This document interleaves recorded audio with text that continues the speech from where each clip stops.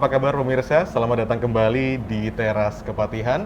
Perkenalkan, saya Hari Rifki. Senang sekali bisa menyapa pemirsa di kesempatan Teras Kepatihan, yang mana pada kesempatan ini kita akan membahas mengenai kesiapan pemerintah daerah istimewa Yogyakarta dalam menghadapi Natal dan Tahun Baru 2022. Dan tentunya kita juga sudah tahu ya, bagaimana kondisi 2 tahun terakhir ini, sejak tahun 2020 hingga akhir tahun sekarang ini, coronavirus ini memberikan dampak terhadap masyarakat, khususnya pada sektor kesehatan dan juga sektor perekonomian yang selama 2 tahun ini juga menjadi fokus penanganan dari pemerintah.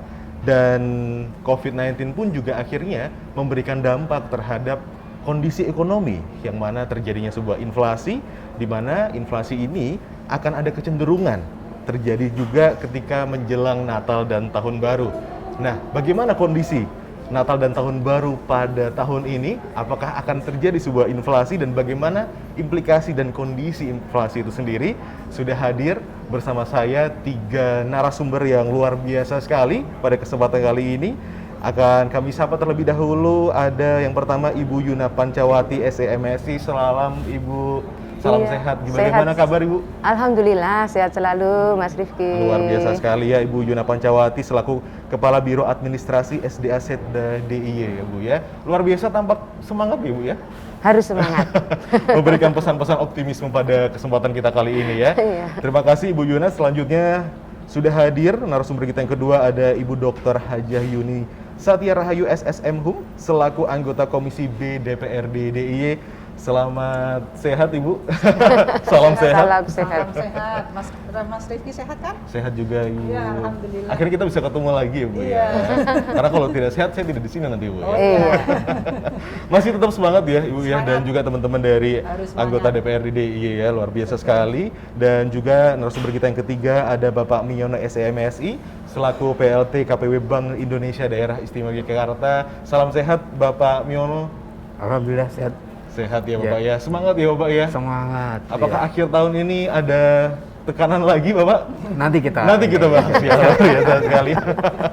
Senang sekali tentunya kita bisa melihat senyum bahagia ya, meskipun kita tetap tutup masker ya, tapi ini merupakan upaya untuk kita tetap menjaga protokol kesehatan. Baik, yang pertama ini saya ingin ke Ibu Yuna terlebih dahulu ini Ibu Yuna, di mana kondisi secara umum ya tentang perekonomian di daerah istimewa Yogyakarta selama 2 tahun terakhir ini, apa sih Ibu yang setidaknya di Biro Ekonomi catat dan didapatkan? Ya, makasih Mas Ya. Rifki dan Bapak Ibu sekalian. Jadi tadi pertanyaan Mas Rifki ini mungkin bisa sedikit kami gambarkan bahwa pertumbuhan ekonomi pada triwulan 3 itu minus 2,98 dan triwulan 4 itu minus 0,68% di tahun 2020.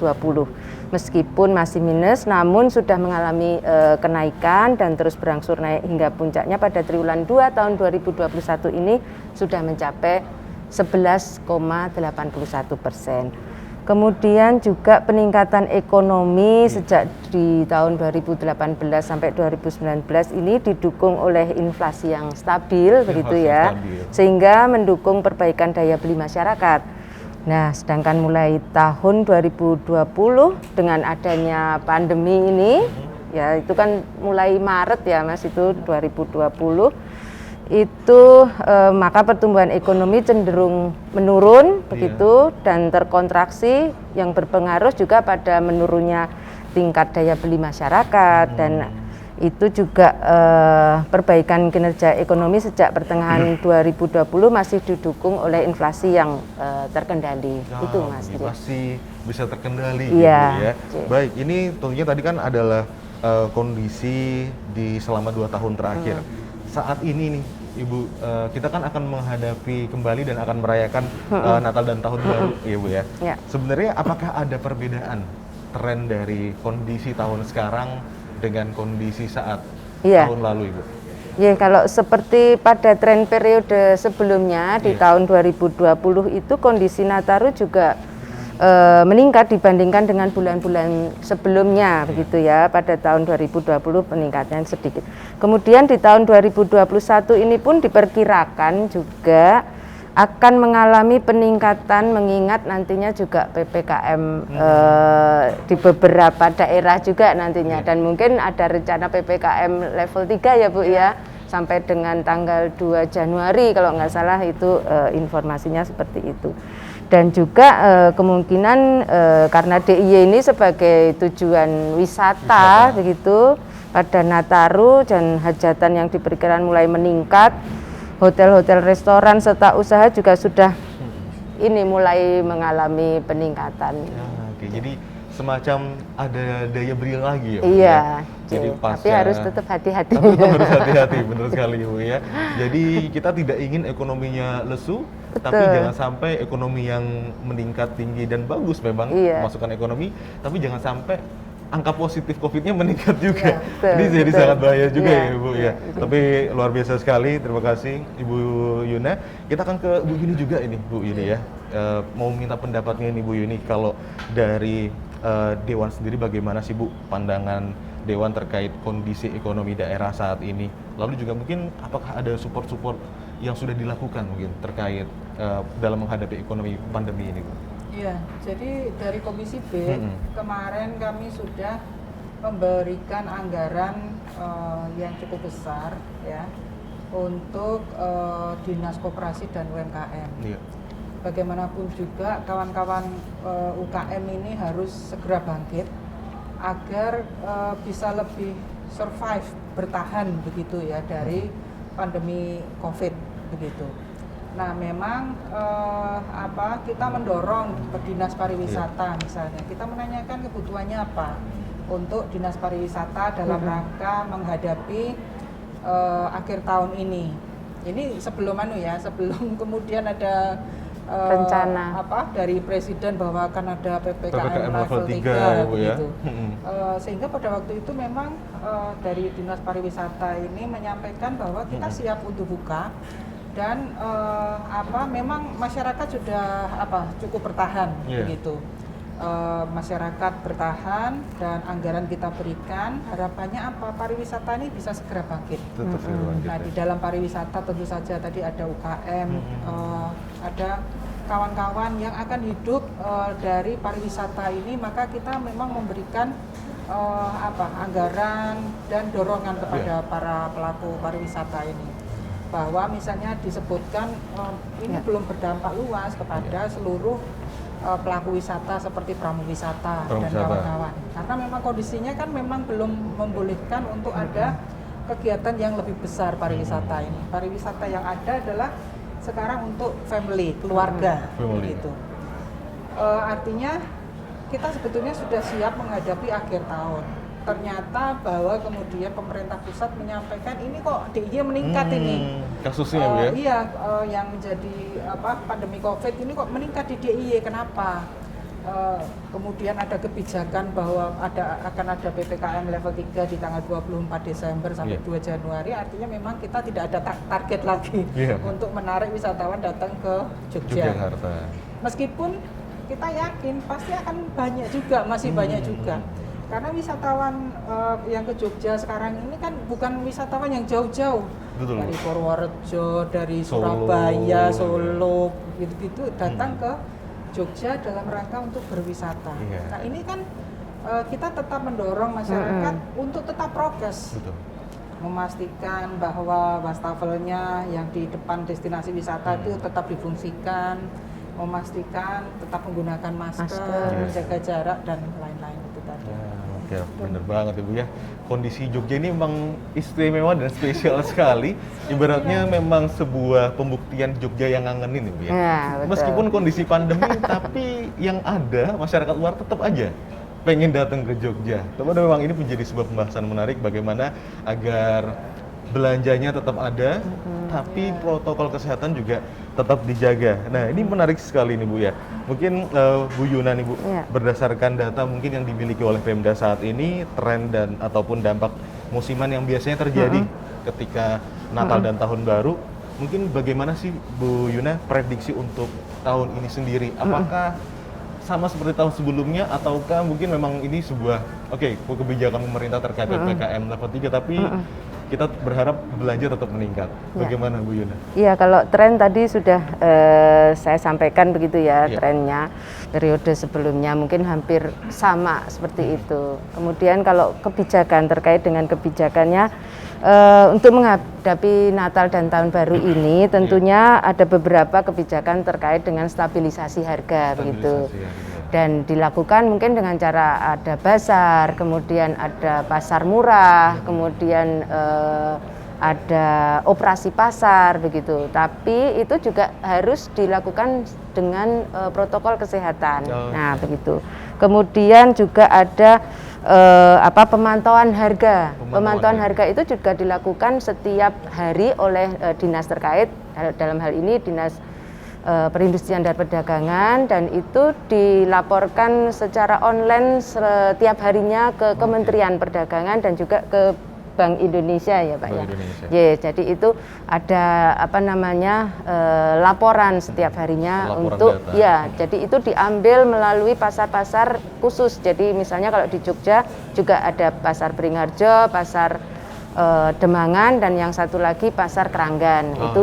Semua dipantau untuk pemantauan harga. Kemudian juga untuk mengantisipasi lonjakan harga itu juga dilakukan ada di Dinas Pertanian itu ada Pasar Mitra Tani atau TTI, Toko Tani Indonesia. Toko Tani Indonesia.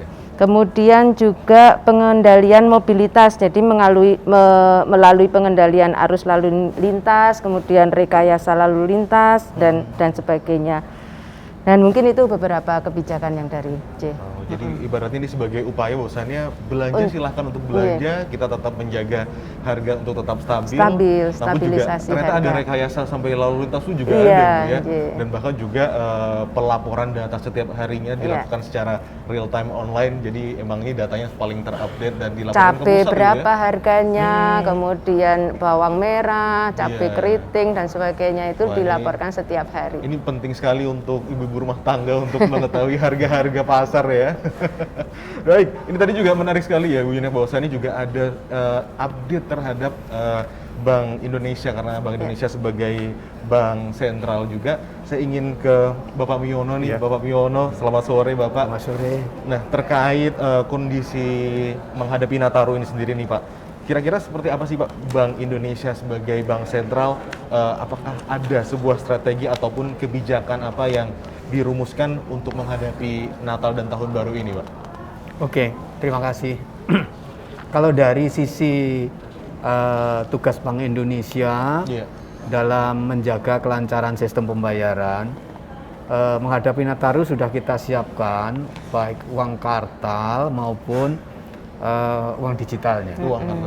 Uang kartal kita siapkan yang baru ya sekitar kurang lebih 1,6 triliun. Yang baru ya? Yang baru, Pak. Ya, yang artinya yang ini, yang masih baru gitu. Masih fresh from oven nih Pak. Kinyis-kinyis. Masih kinyis. Dan kalau sekarang kan selain itu ada tren sistem pembayaran yang secara digital. Digital kita sudah kembangkan KRIS ya. KRIS ini sudah kita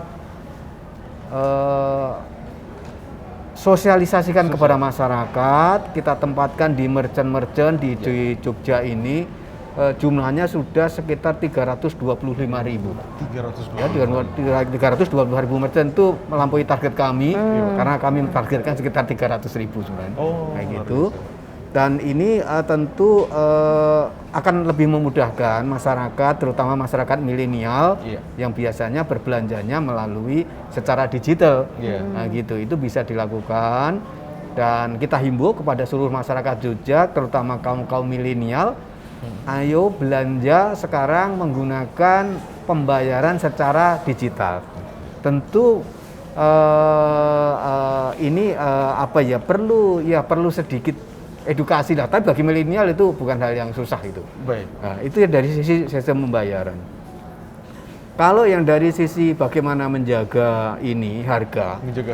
Menjaga harga. Jadi inflasi itu jangan dipahami bahwa suatu inflasi itu suatu yang semuanya serba momok ya, yang menakutkan, yang enggak. Karena inflasi itu juga diperlukan. Dalam level-level tertentu harus ada inflasi supaya produsen itu bersedia juga untuk berproduksi. Kalau tidak ada inflasi itu juga akan ekonomi juga tidak baik. Jadi inflasi itu ada, tetapi tetap terjaga dengan baik dalam level yang relatif rendah. Gitu. Dan itu sumbernya kalau sekarang itu di Jogja, inflasi itu sumbernya dari volatile food. Jadi inflasi ada 3 sumbernya. Iya, dari inflasi inti, ada inflasi volatile food, ada administered price. Kalau inflasi inti sekarang masih rendah.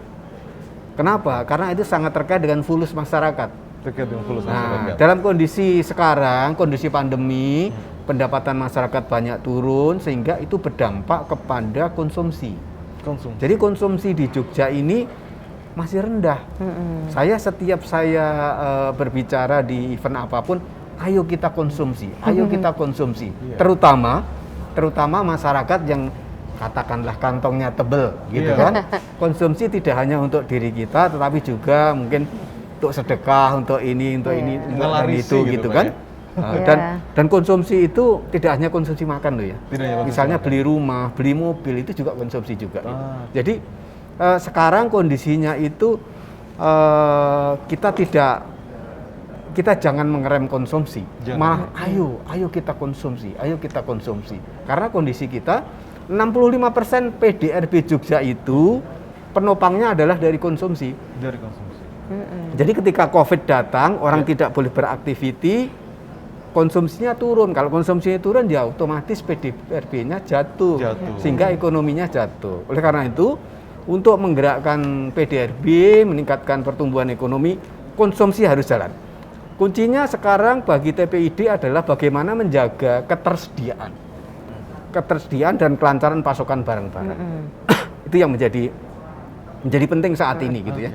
Dan alhamdulillah setahu saya itu stok untuk bahan-bahan pangan yang sering bergejolak, menimbulkan harga yang terlalu tinggi, itu menurut saya masih sampai sekarang masih relatif ini ya, masih relatif terkendali.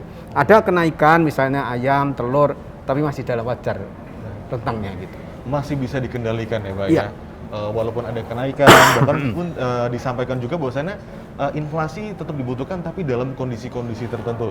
Ya ibaratnya semacam kita memanajerial konflik dan krisis gitu ya Pak ya. Betul. Tapi ternyata dari sebuah krisis ataupun konflik yang terjadi ada sebuah keuntungan yang ternyata bisa meningkatkan sebuah kestabilan harga itu sendiri. Selama ini memang konsumsi rendah kan Pak di Betul. DIY ini. Ini masih rendah. Meskipun nggak ada COVID loh maksud saya.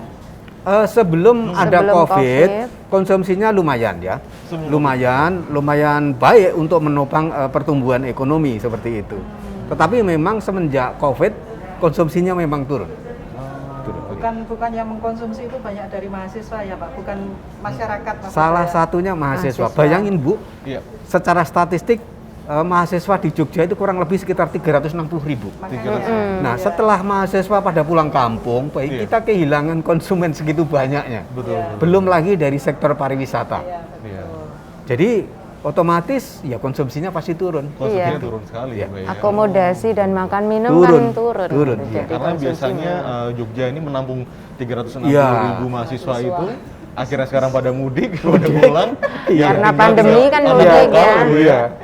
Konsumsinya belum mencapai target daripada sebuah kenormalan itu sendiri. Wah, ini memang bagaimana sih sekarang harus kita tetap mengkonsumsi ya. Mengkonsumsi hal-hal yang tentunya memang ini untuk menjaga sebuah kestabilan daripada kondisi perekonomian kita. Baik, Pak Miono, tadi kan juga disampaikan ya bahwasannya bagaimana sih untuk mengantisipasi daripada pasokan di lapangan tetap aman. Kira-kira bagaimana sih Pak kalau dari upaya Bank Indonesia sendiri untuk mengantisipasi pasokan di lapangan ini tetap aman Pak? Sebenarnya bukan upaya Bank Indonesia, upaya TPID. Upaya TPID. TPID itu Tim Pengendali Inflasi Daerah, yang dipimpin ketuanya langsung Ngarso Dalem, gitu kan? Kami sebagai wakilnya, dan jajarannya banyak, melibatkan instansi yang banyak. Kita sering rakor ya Bu ya, kita sering rakor untuk memutuskan membuat kebijakan apa yang kira-kira akan berdampak besar seperti itu. Nah, tentu misalnya ada produk misalnya bawang misalnya kurang misalnya begitu. Ya kita upayakan. Caranya apa? Ya caranya kalau dalam short term untuk meningkatkan produksi kan nggak bisa. Ya mungkin bisa kerjasama dengan daerah lain, misalnya begitu. Dari daerah ini yang surplus kita bawa ke sini untuk menutup kekurangan di sini, sehingga antar tercipta supply dan demand itu yang relatif seimbang. Supply gitu. and demand seimbang. Oke, luar biasa sekali. Terima kasih Pak Yono. Saya ingin ke Bu Yuni juga ini Bu, untuk memastikan kondisi pasokan pangan juga dan kestabilan harga juga.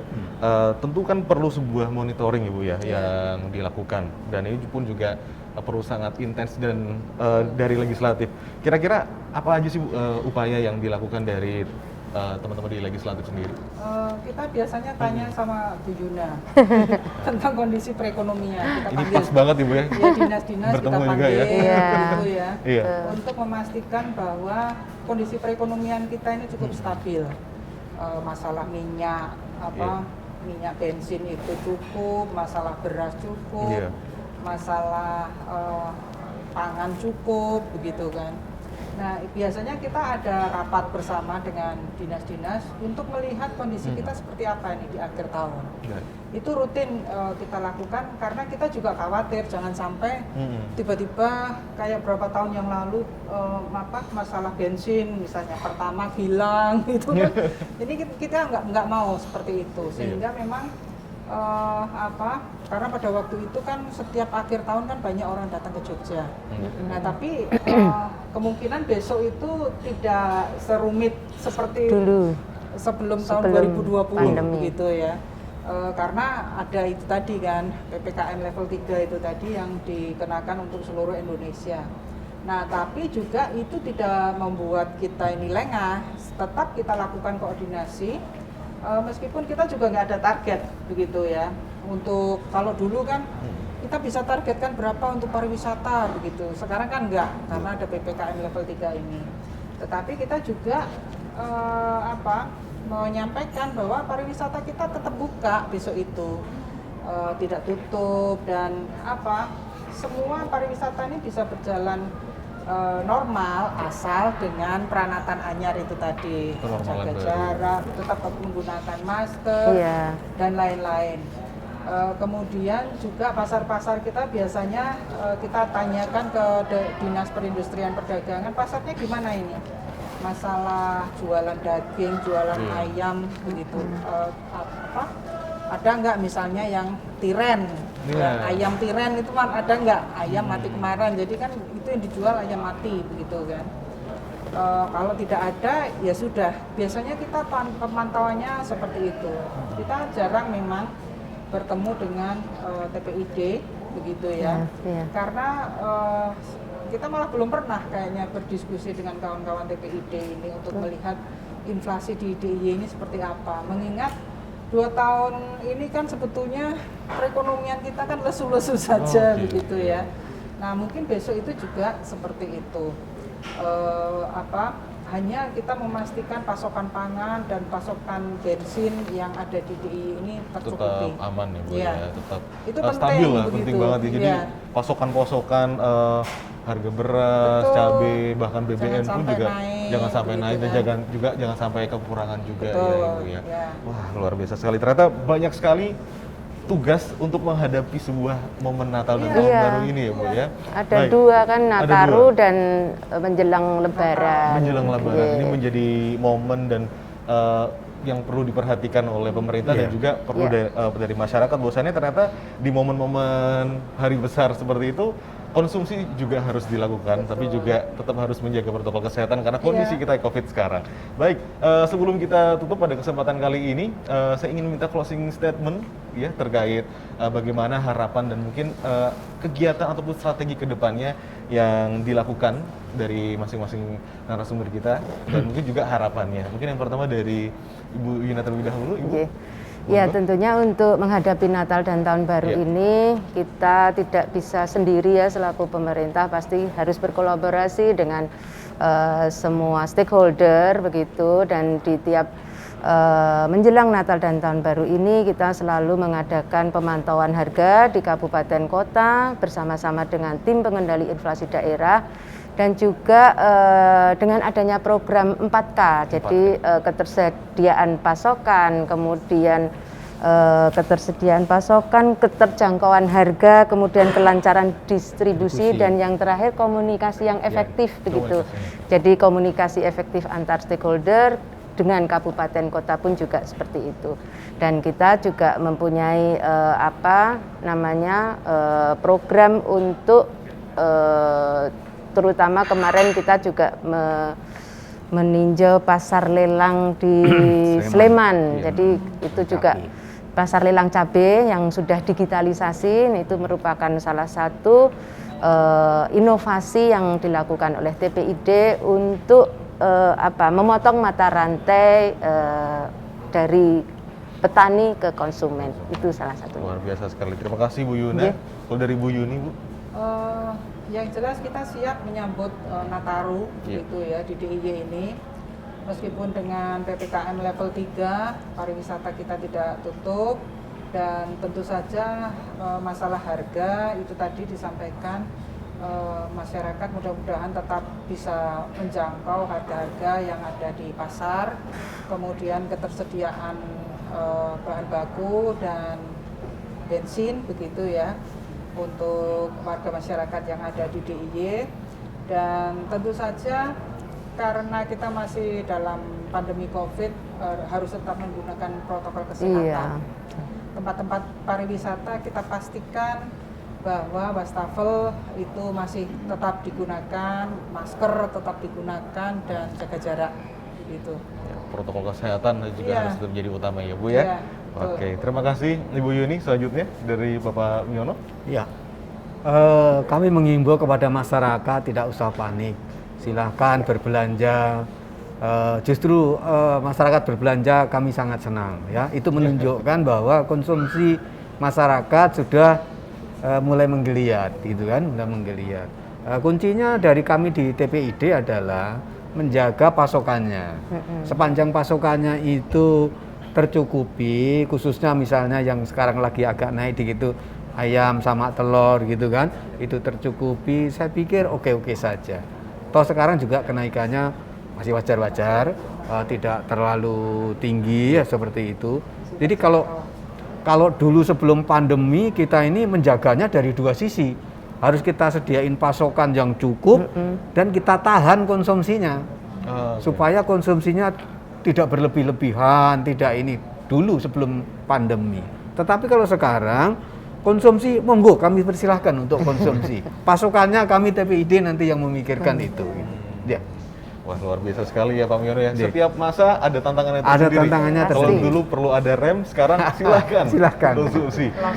Lost Baik, terima kasih Bapak Miono, Ibu Yuna Pancawati dan juga Ibu Yuni Satya Rahayu yang sudah memberikan materi pada kesempatan kita pada Teras Kepatihan kali ini. Dan demikian dialog kesiapan pemerintah daerah DIY dalam menghadapi Natal 2021 dan Tahun Baru 2022, edisi Teras Kepatihan, persembahan dari Biro Administrasi Perekonomian dan Sumber Daya Alam Setda DIY. Saya Hari Rifki pamit undur diri, sampai jumpa di kesempatan berikutnya dan salam sehat.